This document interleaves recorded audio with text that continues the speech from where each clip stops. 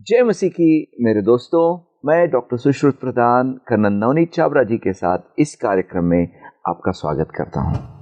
ये कार्यक्रम bible.is के सौजन्य से हमारे पास लाया जा रहा है और इस कार्यक्रम में हम लूका रचित सुसमाचार में जिस तरह से यीशु मसीह के जीवन के बारे में बताया गया है और दर्शाया गया है, उस जीवन को वीडियो क्लिप्स के जरिए देख के उसके बारे में चर्चा करके उसको समझने की कोशिश कर रहे हैं।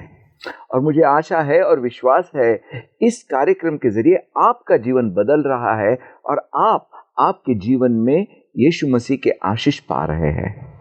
तो आज इस कार्यक्रम में हम लूका रचित सुसमाचार के 8वें अध्याय के बारे में जानना चालू करेंगे। तो आइए सब मिलके आज की वीडियो क्लिप्स देखेंगे। इसके बाद शीघ्र ही मसीह यीशु परमेश्वर के राज्य की घोषणा तथा प्रचार करते हुए नगर नगर और गांव-गांव फिरने लगे। 12 शिष्य उनके साथ साथ थे। इनके अतिरिक्त कुछ वे स्त्रियां भी उनके साथ यात्रा कर रही थी, जिन्हें रोगों और प्रेतों से छुटकारा दिलाया गया था। मगदाला वासी मरियम, जिसमें से 7 प्रेत निकाले गए थे, हेरोदेस के भंडारी कूजा की पत्नी योहान्ना, सुजन्ना तथा अन्य स्त्रियां। ये वे स्त्रियां थीं जो अपनी संपत्ति से इनकी सहायता कर रही थी।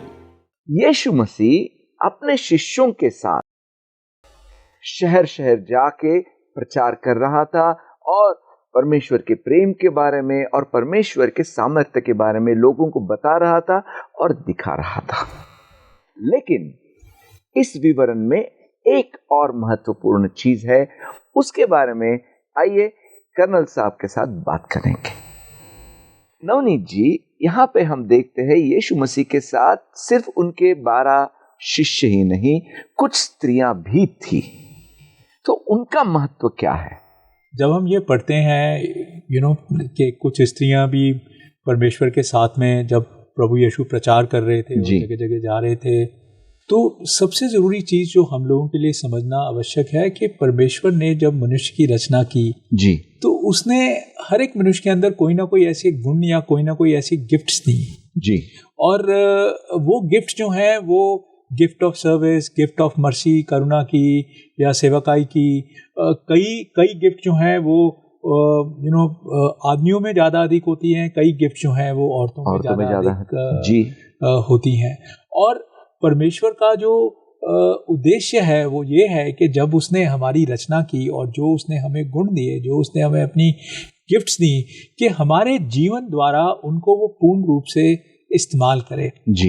हमारे जीवन द्वारा उन गिफ्ट्स को वो काम में लाए, ताकि किस प्रकार से वो परमेश्वर के राज्य के काम आए, किस प्रकार से वो व्यवसाय के काम आए। तो अगर हम देखें जो स्त्रियां जैसे प्रभु यीशु के साथ में थी, उनमें कोई ना कोई ऐसा गुण, कोई ना कोई ऐसी गिफ्ट परमेश्वर ने दी है जिनको वो इस्तेमाल में ला सकते थे, जिस कारण से वो एक टीम के माफिक कार्य कर रहे थे। हमें कभी ये नहीं सोचना चाहिए कि कौन ऊपर है और कौन नीचे है जी। क्योंकि प्रभु यीशु ने तो अपनी गिफ्ट द्वारा लोगों को इस्तेमाल किया। और अगर आप स्त्री का महत्व देखें तो पुनरुत्थान के समय में भी उस समय स्त्री थी जो कब्र के ऊपर गई, जहाँ प्रभु यीशु को दफनाया गया था, वहाँ पे गई। और प्रभु यीशु ने फर्स्ट टाइम जो जी उठने के बाद में वो भी एक स्त्री को ही दर्शाया गया। उसके बाद जब प्रभु यीशु क्रूस के ऊपर थे, उस समय भी अगर आप देखें तो अधिक चेले तो भाग गए थे वहां से। उस समय वहां पे जो स्त्री थी वहां पे जो मदर थी। तो प्रभु यीशु जब हम बोलते हैं कि वचन जो है वो एक पवित्र आत्मा द्वारा प्रोत्साहित किया हुआ लिखा गया है, तो प्रभु यीशु ये लाइन कोई ऐसे नहीं आ गई है इसके अंदर, ये आयत कोई ऐसे नहीं आ गई है, लेकिन प्रभु यीशु दर्शाना चाहते हैं हमें आवश्यकता इस चीज की कि स्त्री का भी उतना ही महत्व है परमेश्वर के कार्य को संपूर्ण करने के लिए, परमेश्वर के राज्य को आगे बढ़ाने के लिए जितना के पुरुषों का है। यानी कि हम कह सकते हैं कि यीशु मसीह में स्त्री और पुरुष ये भेदभाव है ही नहीं, ये भेदभाव नहीं है। लेकिन परमेश्वर ने फिर भी एक प्रकार से रचना की है जिसके अंदर उसने पुरुष को एक घर का स्पिरिचुअल लीडर बनाया है या हेड बनाया है। उसके बाद अगर आप नीति वचन 31 पढ़े तो उसमें एक स्त्री के बारे में लिखा हुआ है।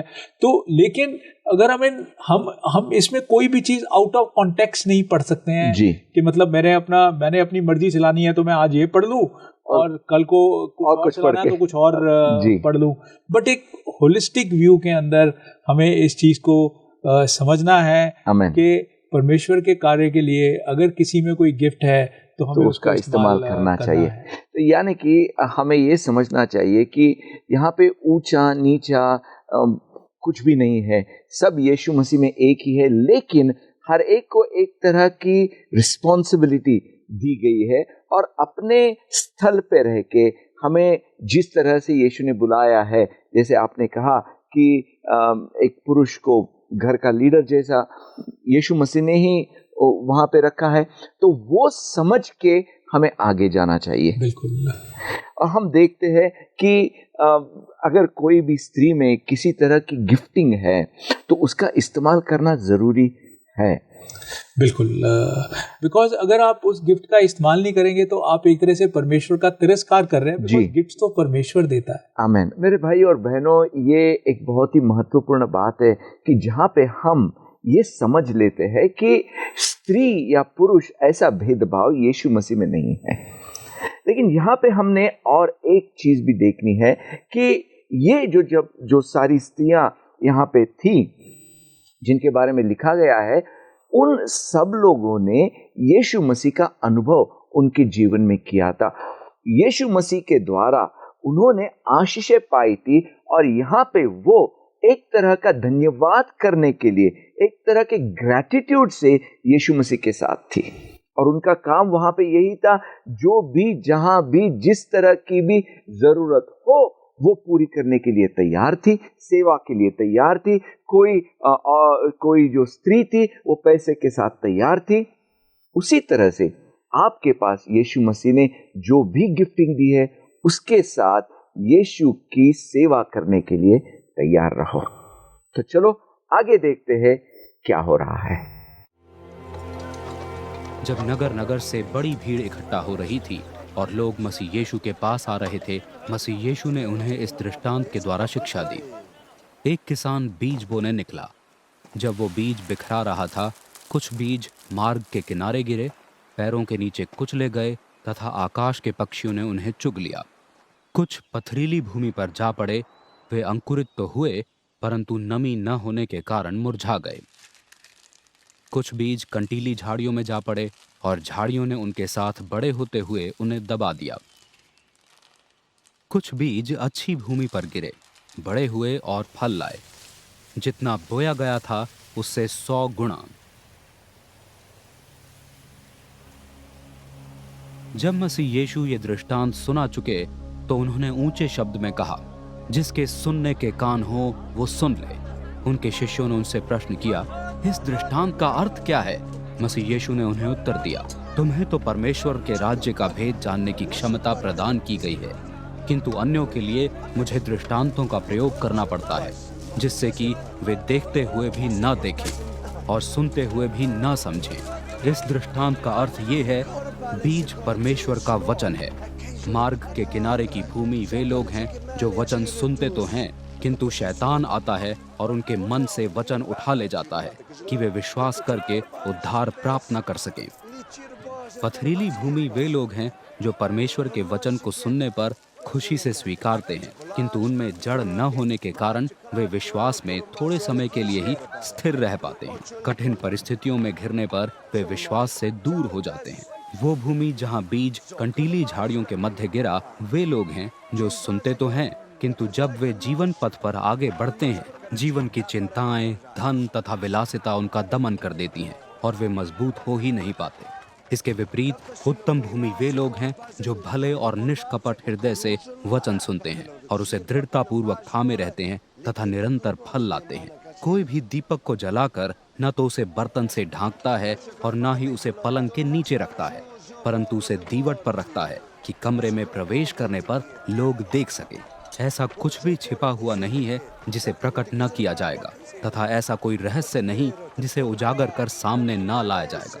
इसलिए इसका विशेष ध्यान रखो कि तुम कैसे सुनते हो।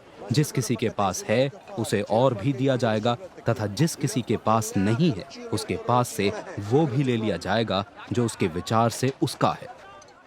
यीशु मसीह ने बहुत बार सरल और सीधे तरीके से सत्य को लोगों को समझाया, लेकिन यीशु मसीह ने बहुत बार दृष्टांत भी दिए और दृष्टांतों के जरिए यीशु मसीह ने सत्य को समझाने की कोशिश की। तो चलिए नवनीत जी से पूछेंगे, नवनीत जी, इन दृष्टांतों की जरूरत क्या थी?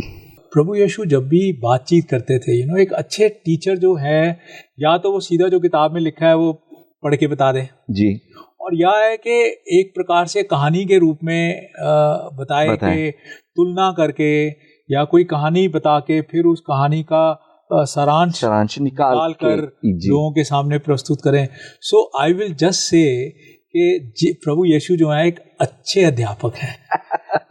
अच्छे अध्यापक हैं जो समझाने के लिए एक कहानी सुनाते थे, फिर लोग सोचते थे अरे इस कहानी का अर्थ क्या है, क्या बताना चाह रहे हैं, और फिर जब सारांश बताते थे तो वो एक तरह से सीमेंट की तरह पकड़ लेती थी वो सच्चाई और हमारे हृदय से जुड़ जाती थी। तो ये प्रभु यीशु की खासूसियत थी कि एक बार नहीं कई बार उन्होंने पैराबल्स द्वारा ही बातचीत की, ताकि अपनी टीचिंग जो है केवल टीचिंग के रूप में नहीं, लेकिन इस तरह से प्रेजेंट करें कि इंसान के जहन में बैठ जाए, एक प्रैक्टिकल रूप से उनको समझ में आ जाए। और यहाँ पे हम देखते हैं कि एक तरफ तो एक वो दृष्टांत है और दूसरी तरफ है उसका जो सारांश या उसका जो अर्थ, लेकिन उसके बीच में हम देखते हैं कि उसके शिष्य उसके पास, यीशु मसीह के पास आके उन्होंने पूछा कि इसका मतलब क्या है।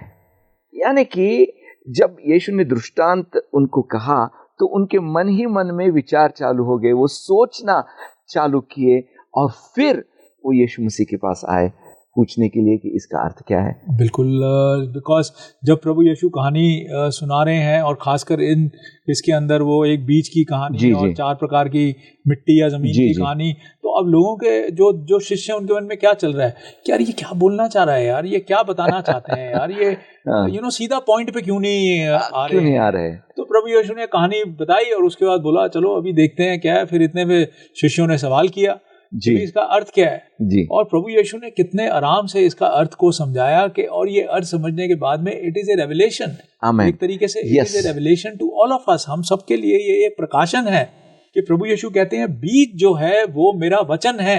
आमीन। उस बीज में कोई कमी नहीं है जी, उस वचन में कोई कमी नहीं है। और ये जो 4 प्रकार की जमीन जो है, जो प्रभु यीशु ने बताया, वो कहते हैं वो तुम्हारा हृदय है जी। उसमें तो अब ये अलग अलग प्रकार के हृदय जो हैं, ये परमेश्वर ने इस छोटी सी कहानी के अंदर पूरा का पूरा प्रकाशन उनको दे दिया, कर दिया जी जी। उसने बोला भाई पहले जो है बीज जो है वो पाथवे में पगडंडी के ऊपर है जो गिर गए जी। अब पगडंडी के ऊपर जब गिर गए तो क्या है, पगडंडी के ऊपर तो लोग चलेंगे ना जी।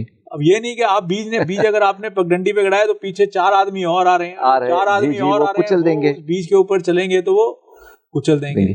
तो वो बोला कि भाई कुछ लोग तो ऐसे हैं जो परमेश्वर का वचन जो है वो बिल्कुल ध्यान से सुनते ही नहीं है जी। मतलब चलो कोई बात नहीं, चल रहा है, टीवी में आ रहा है, कुछ सुन लो, क्या फर्क पड़ रहा है, शायद कोई अच्छा पुण्य हो जाएगा इसमें से अगर मैं वहीं पे रुक जाते हैं। और उसी के पीछे ही 4 आवाजें आ गई, 3 आवाजें आ गई, किसी ने कोई फोन आ गया, मोबाइल में मैसेज आ गया, बेटे ने कुछ पूछ लिया, बीवी ने कुछ पूछ लिया, तो वो पगडंडी के ऊपर ही चल गए और वचन वहीं का वहीं खत्म हो गया।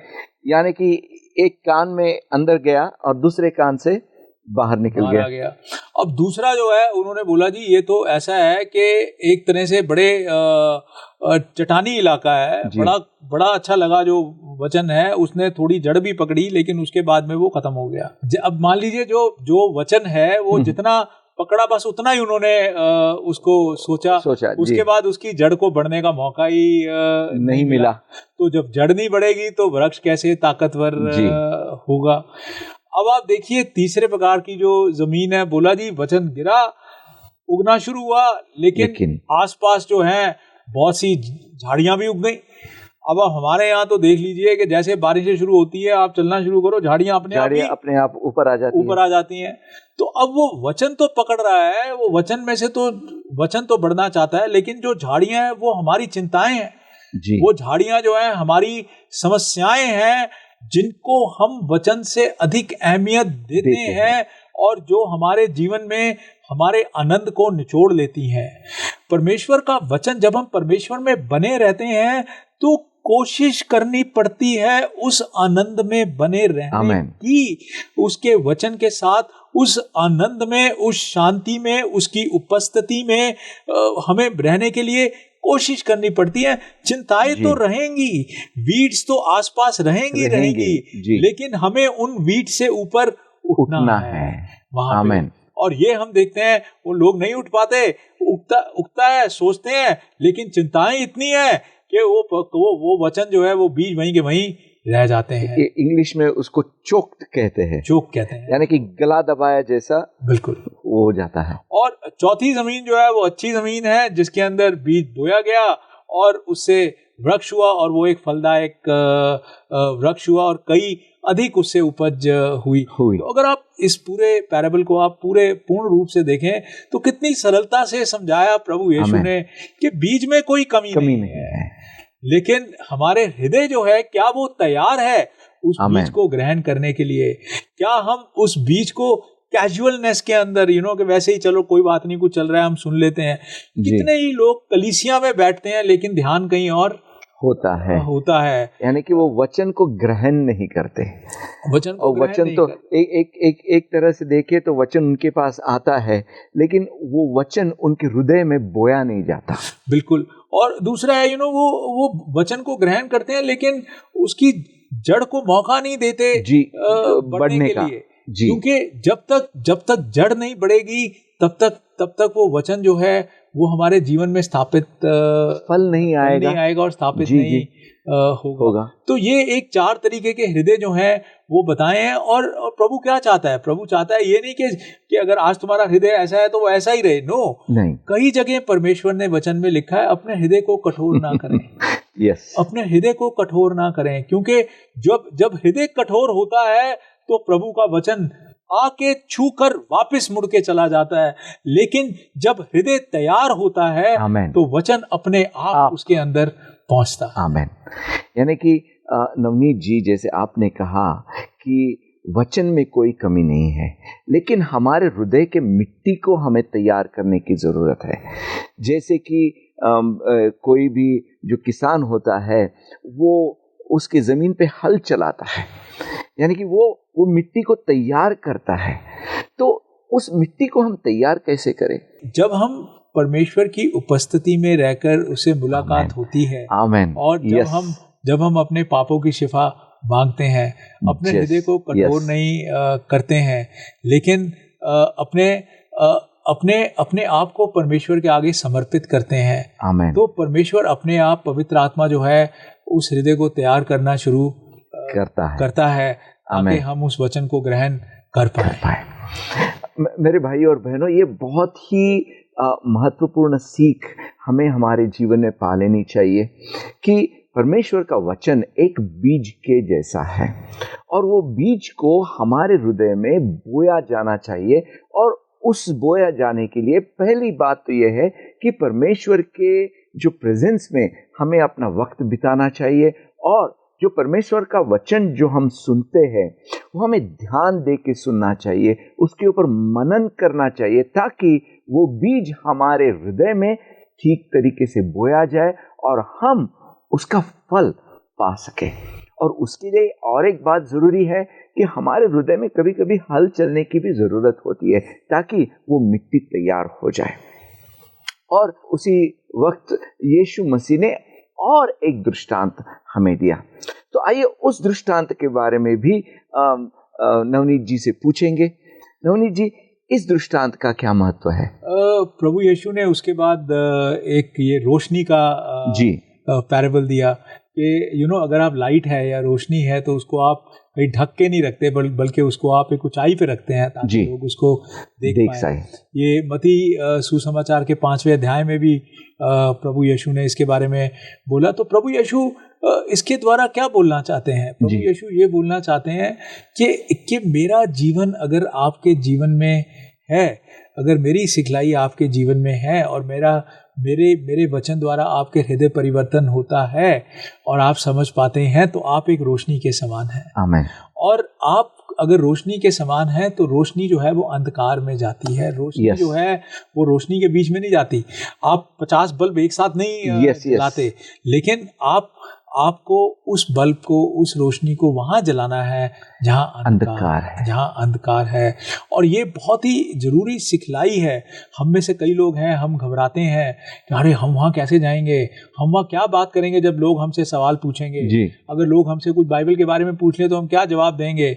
और मैं आप लोगों को सिर्फ यही बताना चाहूंगा पास्टर साहिबान कि जरूरी नहीं कि हमारे पास डिग्रीज होनी चाहिए जवाब देने के लिए।